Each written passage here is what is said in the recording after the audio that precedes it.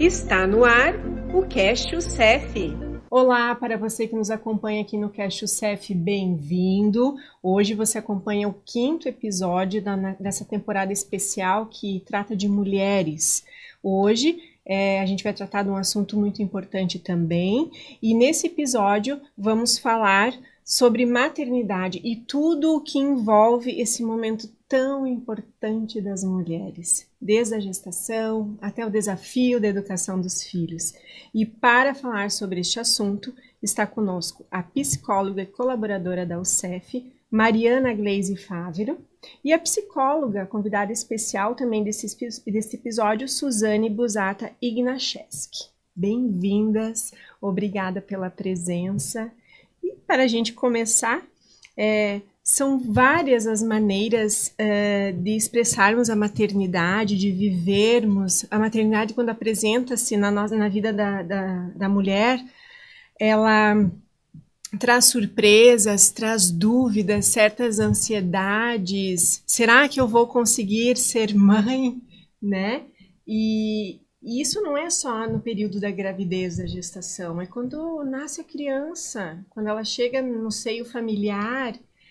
Como a gente pode lidar com tantas emoções, com tantos sentimentos, entendendo que a partir do momento do nascimento a gente tem aquele ser humano, né, para cuidar e para torná-lo um indivíduo bom para a sociedade.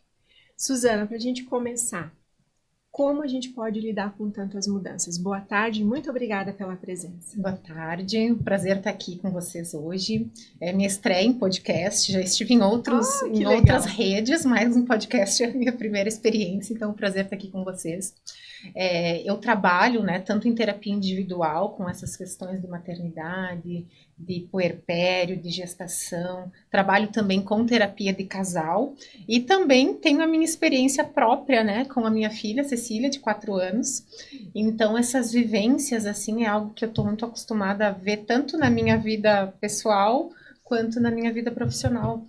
E o quanto isso é importante, assim, e o quanto isso é geral, essa ambivalência, né? Desde que vem o positivo, a gente já começa, meu Deus, será que é o momento? Será que era a hora?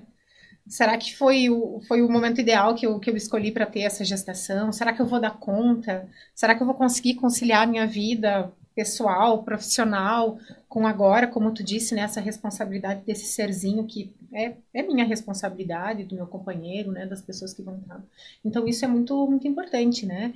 E mesmo numa situação de adoção também, por mais que não existe uma gestação no corpo, né, existe uma gestação que é aquela lista de espera que nunca chega ao fim, né? Então, mesmo quem passa por uma gestação, por uma adoção, né, todos esses sentimentos assim de dúvidas, de ambivalência, né, é algo muito comum. E às vezes a gente tem uma visão de uma maternidade muito idealizada, né, que é o que a gente vê nas redes sociais, é o que a gente vê no Instagram. E às vezes a gente tem uma dificuldade, né? Chega aquele bebê que eu não sei o que fazer, o bebê só chora, às vezes os pais só choram também, talvez não para fora, mas por dentro estão chorando porque não sabem o que fazer. Então, talvez, assim, um ponto importante é a gente se munir de muita informação. Né? Quanto mais informação a gente tem, quanto mais recursos a gente tem, seja familiar, entre os amigos, com profissionais da área, ler sobre o assunto, né? A teoria e essa experiência assim, de leituras, de buscar conhecimento, ela não vai dar 100% de segurança. Mas se já é difícil sem essa busca, sem esse conhecimento, às vezes a gente chegar ali e dizer, meu Deus, o que eu vim fazer aqui, né?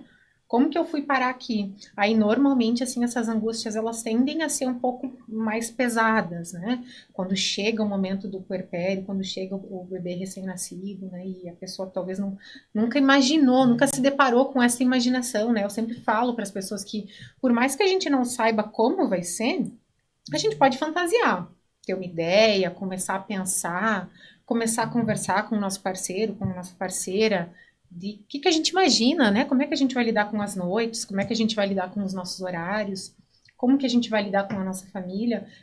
A realidade, ela com certeza vai ser diferente dessa fantasia. Mas às vezes se a gente não tem essa preparação de pensar sobre isso, a gente chega no escuro, né? O que você traz, Suzana, É bem importante esse diálogo, eu penso, entre a mãe e o pai no primeiro momento, né? Eu sou mãe de gêmeas. Deus. Eu tive as minhas filhas Amanda e Mariana, charada Mariana, com 40 anos, no dia do meu aniversário, né? E não aguardava uma gestação gemelar. Então eu soube na primeira ultrassonografia, né? O meu marido olhou para a tela e disse, mas tem 2 figuinhos ali, eu não entendendo nada daqueles 2 figuinhos. E a doutora daqui a pouco fala, você fez fertilização? Não, mas eu entendendo que ela estava me questionando por conta da minha idade, 39 anos. Não, porque tem 2 bebês aqui. Então, nesse momento do 2 bebês, até hoje, foi um mix de mudanças, de sensações, de preparo. E eu vou dizer, Suzana, que o que me marcou logo no início foi o apoio de uma psicóloga. Porque como eu tive, os hormônios mexeram demais com o meu organismo, eu passei muito mal ao longo da gestação. E eu internei logo de início, assim, fiquei 4 dias no hospital, entendendo sobre a gestação gemelar. É um mix de sensações. Se realmente eu vou dar conta de 2. Gente, 2, eu não esperava 2, como assim? E num dia aparece a psicóloga hospitalar fazer a visita. E ela foi um divisor de águas para eu começar a organizar na caixinha do meu pensamento as coisas, né? Ela sugeriu que eu realizasse a tela mental e conversasse com as meninas, né? E foi muito emocionante esse momento. A psicóloga conduziu esse momento. Eu não lembro do nome dela, mas eu lembro que ela foi fundamental para mim. Porque a partir do momento que na tela mental eu pude conversar, eu pude começar a me preparar, a entender, né? Como seria esta gestação, com todos os desafios de ter 40 anos, de ser gemelar e de como seria após a gestação. Então, Mariana, a rede de apoio, né? A própria psicóloga, ela é fundamental, né? Além da informação que a Suzana traz muito bem, sugere o diálogo na família, sugere que o parceiro e a parceira dialoguem, a psicóloga é uma indicação importante. O teu ponto de vista em relação à atuação da psicologia nesse momento da gestação? Com certeza, vem, né, de prato cheio, né, pro assunto e começa aí a mudança e o conhecimento, como a Su falou, para ambos, né? Eu acho que o parceiro, o pai, precisa estar, né, já no acompanhamento da consulta, né? E aí vem enxoval, exames, tudo, né? Para que os dois já tenham esse conhecimento, né, do que é que vai vir. Então, assim, a rede de apoio familiar, amigos, né? O próprio obstetra, né? Que a mulher consiga, assim, estabelecer um vínculo de confiança, né? Porque aí vem todas as mudanças corporais, humor, né? Então, você vai com muitas dúvidas. E quando se consegue, com o próprio obstetra, né? E tirando essas dúvidas e, né, ficando confiante, né? Acho que é muito válido. E sem falar da psicologia, né? Que é o profissional, assim, digamos que mais adequado, né? Para fazer esse acompanhamento com a pessoa, né? Trazendo com a psicologia, casal, com a família. Trazendo a psicologia para este momento da maternidade, porque quando a gente fala de maternidade, é correto a gente falar que já inicia quando vem a notícia, não é? Porque a gente começa a se transformar. Vem esses aspectos de depressão que a Mariana comentou agora, né? Às vezes não é nem no pós-parto, já começa na gestação. A volta da licença maternidade, que eu acho que é algo muito chocante, é um desafio, porque você começa assim, se olhar não mais somente como profissional, mas a mãe, né? E esse laço que estava tão forte por 4 meses, 6 meses, né? Enfim, isso se desprende e por vezes a criança não é mais 100% a mamãe, já começa a ter uma cuidadora, uma escola, né, alguém responsável que não está nem no seio familiar. E eu entendo que a psicologia ela tem um papel fundamental nesse preparo, né? Como que a mãezinha que não tem acesso ao sistema particular, né, que não tem acesso a psicólogo, quais os meios vocês sugerem para que elas possam ter quem está nos ouvindo aqui no podcast, né, no Cast Yourself, qual o encaminhamento que vocês dariam para que esta mãe, daqui a pouco, sem esclarecimento, sem a informação de que pode ter o apoio da psicóloga, pode acessar essa informação, esse serviço? Eu vejo assim que normalmente assim até o sistema público, né, ele é muito voltado para esse lado médico, né? O médico ele tem a disponibilidade e mesmo no sistema privado assim também, né? A gente se preocupa muito, né? O casal e a gestante se preocupa muito com essa questão de exames, como fazer, quem vai ser o meu obstetra, quem vai ser meu pediatra, né? E às vezes esse lado da saúde mental acaba ficando um pouco negligenciado, né? Eu sempre falo que a gente se prepara com o enxoval físico, né? Como é que vai ser o quarto, como é que vai ser a caminha, vai ser dessa cor, porque são duas menininhas, então vai ser assim. E às vezes a gente não se prepara com esse enxoval emocional, né? Como é que vai ser a nossa realidade, né? Então, pensando nisso que tu estava dizendo, né? Que bom se todas as mulheres, se todos os casais pudessem ter essa pequena fala que tu teve ali no hospital, que talvez já teve uma mudança significativa, porque a gente sabe que hoje, de fato, o serviço de psicoterapia, ele não é acessível a todo mundo. Né? Mas hoje, com a rede social, com o Instagram, tem muitos profissionais assim de qualidade que dão algumas dicas, assim, né? Alguns recursos, algumas ferramentas que a pessoa pode usar, assim, né? Como essa questão que tu estava dizendo, a parceria entre o casal. O como a mulher ela vai tomar essa responsabilidade para ela e o quanto ela vai inserir o companheiro ou a companheira, né? Dependendo se é um casal ou não afetivo, nesse jogo também. Né? Como que ela vai conseguir mediar com a família, com a rede de profissionais que vão estar inseridos assim nesse contexto? Como é que eu vou fazer isso da minha forma? Como é que eu vou fazer a minha vontade ser atendida no meu parto, no meu puerpério? Então, quanto mais a gente busca assim profissionais, e hoje talvez essa questão da internet, ela precisa, claro, ser filtrada, né? Porque nem tudo que está ali a gente pode levar ao pé da letra ou ter aquilo como uma verdade absoluta, né? Até porque tem muita coisa que não é baseada em evidência e tá lá e a gente consome como se aquilo fosse a verdade, porque é uma pessoa que nos passa autoridade e às vezes não é bem assim. Mas buscar esses profissionais que talvez possam, né? De repente a gente não tem um recurso para um acompanhamento psicológico, né? Ou não tem como fazer isso a longo prazo, mas às vezes é alguns momentos pontuais, né? Como para ti foi um momento da vida que já te ajudou, né? Às vezes as pessoas, elas têm essa ilusão, e claro que a psicoterapia, normalmente ela é um pouco mais longa, né? Mas às vezes se a gente consegue ter alguns momentos e talvez investir em alguns momentos, né?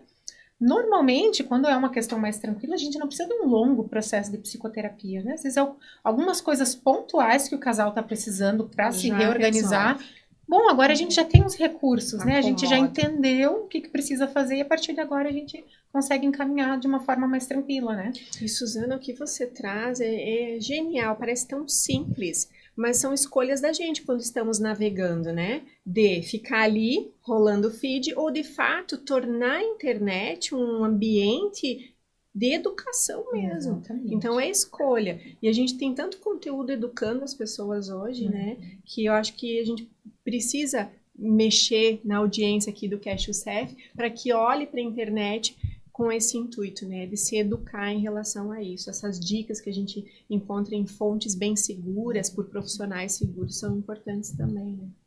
É um processo de ressignificação de existência quando a gente descobre que vai ser mãe, mas também gera uma ansiedade, né, Franciele? Boa tarde, que também faz parte da mesa. Quando a gente chega nos 30, posso falar, né? Sim. E a família, o entorno social começa. E aí, quando vem o bebê? É uma pressão que a gente começa mesmo a se pressionar. Meu Deus, eu tô com mais de 30 e agora? já passou da hora de eu ter filhos. Só que as pessoas veem o julgamento, claro, as pessoas não entendem. Ah, o meu momento talvez é mais tarde, não é agora. Porque do início da minha carreira até agora, eu queria focar no profissional, para não ter um filho de qualquer jeito, criado de qualquer jeito. Eu queria já ter uma estabilidade e para já poder acompanhar mais ele, do que eu perdi. Porque uma mãe perde um pouco da liberdade com o filho. E eu queria aproveitar mais a minha vida até o momento de estar preparada. Como lidar com esse entorno social, Mariana? Para a gente mediar essa pressão que a gente vive em relação à idade. Como somos pressionadas, nós mulheres, em todos Mulher os sofre, né? sentidos. Sofre, é sofrido. Não é? É na carreira, é no casamento. A gente entende que somos, sim, planejadoras, gerenciadoras, né? Mas quanta pressão para a gente administrar, né? Como minimizar isso? Como a gente poder gerenciar isso, Mariana? Essa pressão do entorno social. Porque por mais que a gente não queira agora, no momento, o julgamento das pessoas, a cobrança das pessoas acaba afetando. E a gente sabe, não é o momento ainda, mas dentro, assim, dá aquela, poxa, e se ele tiver razão? Porque aí vem a questão, né, de daqui a pouco a idade, É. né, não espera muito porque pode dar problema, né, mas hoje, assim, também a medicina está muito evoluída, né, então 40, 42 anos, 43 anos, dá para sim ter uma gravidez tranquila. Nós tivemos a Cláudia Raia agora há pouco, com 50 anos gestando. Então, né? Eu tenho caso na família, minha cunhada, né? Foi mãe após os 40, então é tranquilo, mas acho que tudo vem no seu momento, né? Não dá para sofrer por antecedência, né? Essa culpa, essa culpabilização, esse rótulo, né? De que estudou, de que agora tu tem casa, agora, né? Tá bem no trabalho. Quando é que vem? Quando é que vem o bebê, né? Acho que tudo a seu tempo. E essa nossa geração que tá vindo agora, eu me incluo, né? Eu acho que tô pensando mais sobre ter filhos. Sobre, quem sabe, não ter filhos ou ter um filho. Que nem a minha família ainda veio. Meu pai teve 12 irmãos. Então, famílias extremamente grandes. E aí, você chegar e falar: não, talvez eu tenha um. Já é aquela, mas por que você vai ter só um? Você já poderia ter tido 2 com 30 anos. Porque para eles era tão comum engravidar com, sei lá, 15, 16 anos e até os 30 já ter uns 6 filhos, que eles não entendem. Mas é a evolução. Tem muitas outras coisas que a gente tem que pensar antes de colocar um filho no mundo. Acho que o mundo tá muito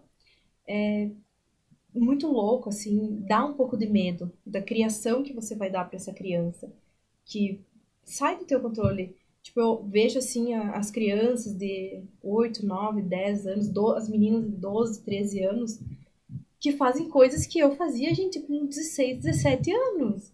É muita evolução. Com 12 anos, eu ainda brincava de boneca. Com 8, eu acreditava em Papai Noel, e hoje em dia, não. Eu não sei se é pela facilidade da internet, O acesso à informação. Acesso à informação. Muito fácil. E acho que pensando nessa questão da pressão, assim, se a gente for dar ouvidos a todas as coisas que nos pressionam, a gente fica louco, né? A gente enlouquece.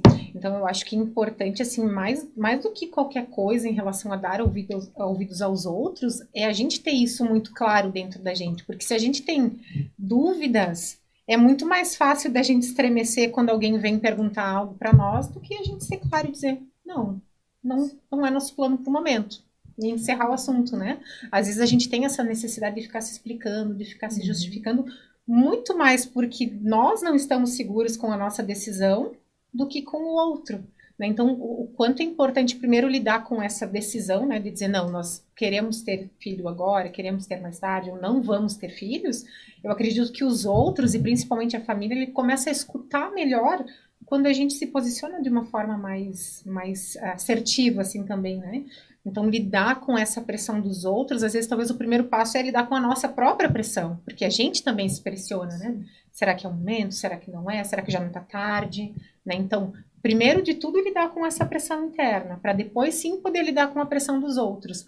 E aí talvez elencar prioridades, né? Porque como tu estava falando, hoje a mulher, que é também quem acaba tendo uma maior responsabilidade, pelo menos em uma parte da vida, a maior responsabilidade ainda é da mulher, ela precisa ter isso muito claro, né? Como é que eu vou conciliar minha vida profissional com a minha vida pessoal? Então a gente precisa pensar, né? Meu pai também teve 12 irmãos, mas a minha avó, ela ficava em função dos filhos, né?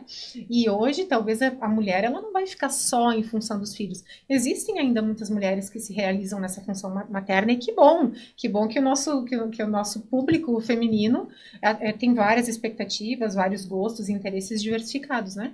Mas não 100%, né? Hoje a questão profissional ainda é uma coisa muito importante. Sim.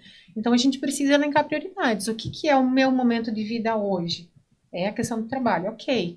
Quando vai chegar esse momento da maternidade? Né? E aí, quando chegar a maternidade, às vezes a questão é: sou mãe e queria estar lá no outro momento da vida, né? Então, quando a gente toma essa decisão, talvez é mais fácil até depois para dizer: olha, eu planejei, eu me organizei, então hoje eu preciso viver a maternidade e depois eu consigo resgatar algumas coisas da minha vida profissional. Então talvez isso, né, de não se cobrar tanto, elencar prioridades, estar mais seguro da sua própria decisão, saber o que eu consigo nesse momento atual, saber que a gente não dá 100% em tudo, em todos os momentos da nossa vida, né, que a gente precisa, às vezes, investir mais numa coisa do que outra. E tá tudo bem. E tá tudo bem, tá tudo certo. Não é? Essa administração que você traz, Suzana, eu penso que ela é fundamental. A administração da nossa autopressão, dá pra gente dizer assim, né? Chegou um momento na minha vida que eu cheguei numa reunião familiar com uma etiqueta aqui: não quero engravidar. Justamente porque a gente se encontrava e era uma loucura, e eu fiz isso, sabe? E a partir daquele momento, podiam até pensar, mas me respeitavam e não me questionavam mais. E eu vou dizer mais, meninas, né? Depois da chegada das meninas, eu ainda ouço: mas você demorou, né? Você demorou. Já que demorou, né? Vamos aproveitar. Sempre vai ter um ponto, né? E esse ponto não deixa de ser preconceituoso. Atenção em quem nos ouve, o cuidado na abordagem, né? Quando se tratar disso. Porque cada mulher é única e tem as suas escolhas, né? Tem o seu planejamento. Então, quando a gente vai tocar nesse ponto, toca com sutileza, toca com responsabilidade, toca com educação. Porque às vezes acaba gerando essa angústia que a Fran acabou de relatar pra gente, né? E o outro nem imagina o turbilhão de coisas que ele está provocando no outro. Então, isso que você traz, Suzana, da gente administrar a nossa autopressão, ela é fundamental. Eu acho que também a pressão da família quando a gente é adolescente. Ai, você não pode engravidar adolescente. Eu tenho uma amiga que hoje ela é casada, tudo, e ela tem medo, ela não quer engravidar. De tanto que quando ela era adolescente, a mãe dela ficava na cabeça dela: você não vai engravidar, tu não pode engravidar. E hoje o pior pesadelo dela é ter filho. E também, como tem outras amigas da minha idade que também não querem ter filho, tipo, quem tá querendo hoje em dia é uma minoria. E o caso mais, acho que midiático que a gente tem no momento é o do Fábio Porchat com a esposa dele, né? O sonho dela sempre foi ser mãe. E tá uma polêmica, inclusive. Um debatendo o seu interesse no meio do relacionamento, né? Sim. E ele não queria. Ela disse que por momentos ele falava, que eu quero ter filhos. Mas quando um não quer, não adianta você fazer um filho forçado, digamos assim. Eu acho que tem que ter um planejamento do casal. Tá, tudo bem, vem que a criança venha surpresa. Mas eu acho que a mãe tá muito mais psicologicamente preparada quando há um planejamento, quando eles querem. Quando o casal tá de acordo, né? Porque, querendo ou não, uma mãe não cuida de uma criança sozinha. E se o pai tem essa dificuldade ou essa dúvida, isso vai sobrecarregar mais ainda, né? Antes a gente tinha aquela fala, né, do filho salva casamento, né? Meu Deus, né? Quem é mãe, quem é pai sabe que filho é uma dificuldade grande para o casamento, de fato, né? Se a gente não tá com um casamento bem estabelecido, um filho vem e destrói o que já estava desmoronando, né? Então é importante que o filho venha como uma soma, e não como um salvador, como alguém que vai, né, vai mudar a história daquela família, né? Ele precisa ser algo a mais e não algo para suprir. E essa soma, Suzana, que você traz, ela também está relacionada ao fato da gente entender que não podemos errar enquanto mães.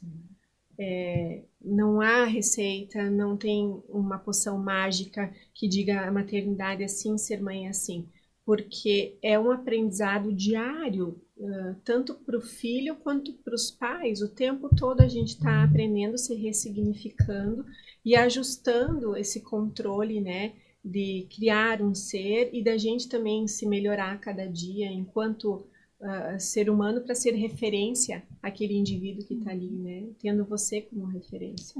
Então, acho que esse outro ponto é da gente entender, aceitar que mães não podem estar sujeitas a errar. E esse errar, daqui a pouco, para você, para ti, não é um erro, é um aprendizado.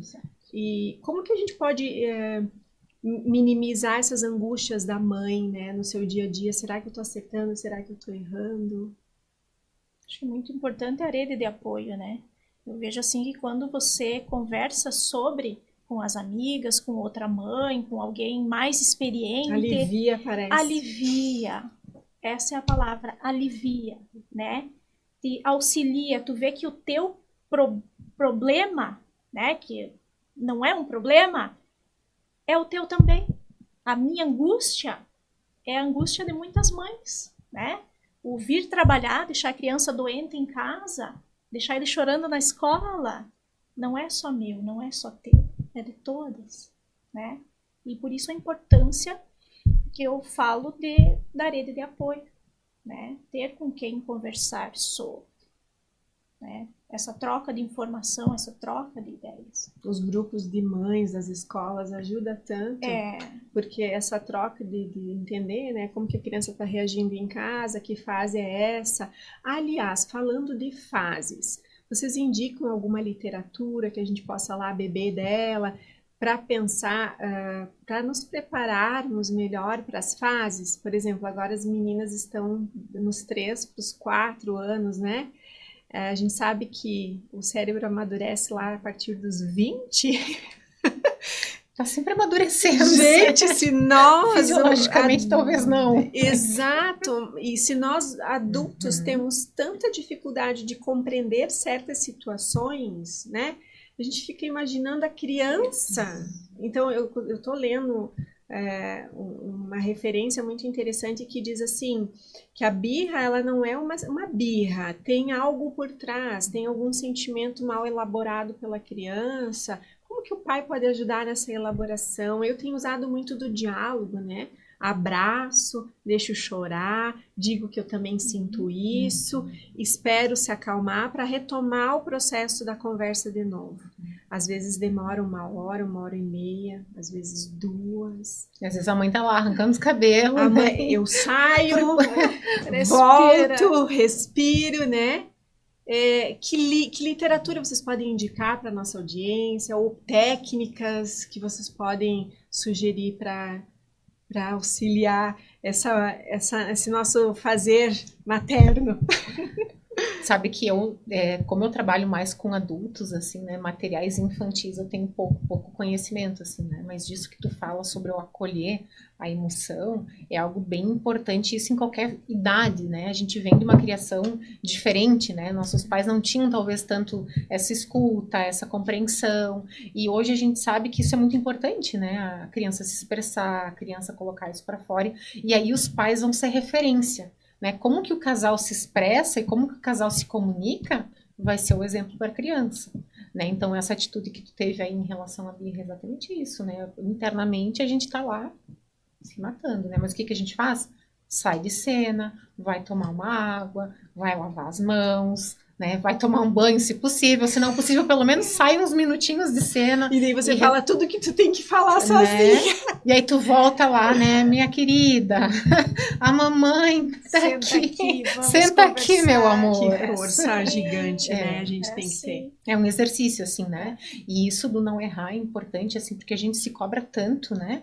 E às vezes nós mesmos, enquanto mães, assumimos essa posição. Eu não posso errar. Às vezes a gente vai gritar com a criança quando não gostaria de gritar. Às vezes a gente vai cometer uma atitude que a gente não gosta, né? Mas o que é o mais importante? É a gente reconhecer, entender e voltar atrás, né? Às vezes a gente fica se martirizando tanto pelo aquele erro e aí a gente começa errando na sequência, né? Quanto mais a gente pega, assim, esse ponto do erro como referência, a gente vai errando. Então, ok, errei. Preciso me desculpar e me perdoar pelo meu erro e a partir de agora vou tentar fazer diferente, né? A gente não é um ser especial que não erra, que não tem defeitos, né? Que bom que a gente pode errar e voltar atrás, errar e aprender, né? E aprender, assim, com esses grupos que mãe é um ser como qualquer outra. Eu tô errando aqui, a fulana tá errando lá, a gente tá se ajudando a não errar, porque também isso é uma evolução eterna, né? Que cada fase da nossa vida e da vida das crianças, do adolescente, a gente vai ter novos aprendizados, mas quanto menos a gente se culpa por os nossos erros, mais a gente consegue mudar. Eu acho que um pouco dessa perfeição que as mães querem ter vem da internet isso. Porque tem muitas blogueiras que mostram, claro, todo mundo no Instagram só vai mostrar a parte boa da maternidade. E acaba que as pessoas acabam se cobrando, por que eu não tenho essa paciência com o meu filho? Por que eu não sou assim? Mas por trás, elas são blogueiras, têm, né, muita rede de apoio, tem 3 babá para cada filho, podem continuar a vida delas além só de cuidar do filho. Eu acho que isso frustra também muitas mães. Eu leio bastante comentários assim em algumas blogueiras que eu sigo, que elas dizem, eu queria ter esse tempo, eu queria ter a tua paciência com os filhos. Cada fase deles é uma fase, né?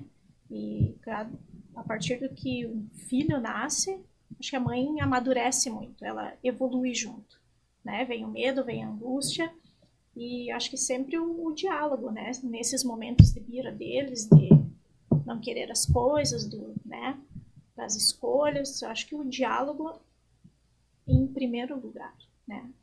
Certo. E o convite às mães para que elas olhem para essa ressignificação diária com acolhimento, com carinho. A gente precisa se acolher assim e não nos julgarmos e não olharmos para essa questão de que é um erro, é um acerto. Eu acho que a gente olhar para a nossa ressignificação diariamente e acolher isso com amorosidade, né, Suzana?